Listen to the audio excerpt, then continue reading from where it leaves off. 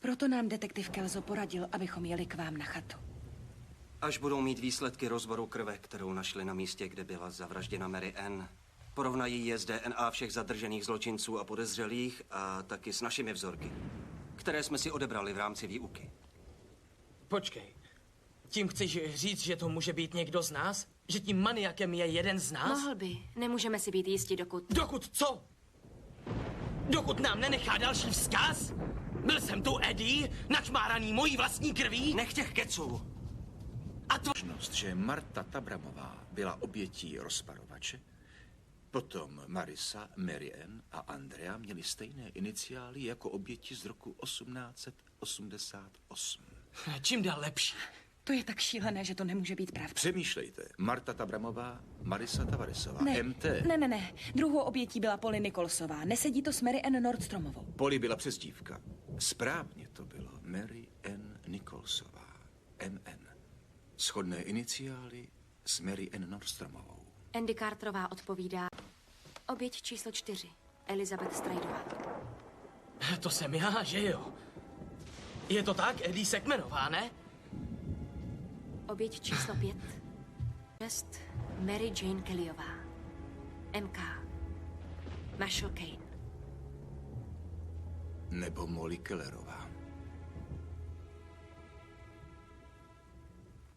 Takže já jsem na řadě. Co? Kde máš nůž, Jasone? Křestním jménem jsem Michael Korda. Takže mám stejné iniciály jako Molly a profesor Kane. 2 jména. Inteligentní, ale nepřizpůsobivý. To sedí na Molly. To není možné. To ne. Co? Co je Molly? Co? No... Hodí se to na Krekra. Počkat, totiž ptal se mě, jestli může vybrat lidi do studijního kroužku. Před 5 lety se mnou chodil do třídy. Věděl, že jedeme na ten ostrov. Na podzim pověřil nějakými opravami téhle chaty. Výborně. Takže ví, kde jsme. Zavolám na policii, řeknu jim, co víme. Určitě ho předvedou k výslechu a tím to celé skončí. Telefon nefunguje. Třeba je přerušené vedení. Tenhle telefon nevede po linkách. Je to satelitní telefon, funguje v mobilní síti. No dobře, a co? Tak mohl Satelit je nahoře na kopci. Nebo nějaký člověk. Nevyzná se někdo z vás v technice? Já se trochu vyznám. Tak jo, mám v kůlně nějaké nářadí. Dojdu pro klíčky od džípu. Počkejte. Nemyslím, že chodit ven je ten nejlepší nápad. Radši bychom měli do rána počkat. Nebudu. A budu řídit.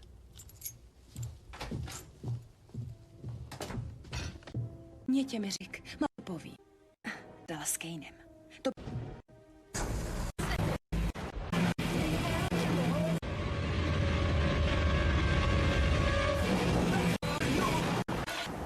Tak totiž...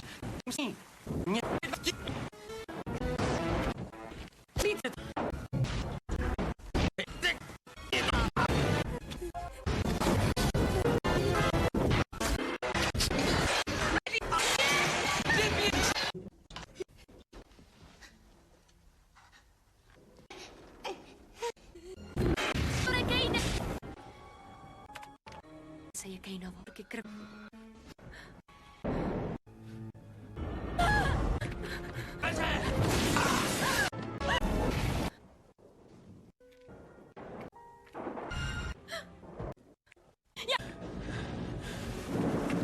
Co to povídáš? Jdu pryč!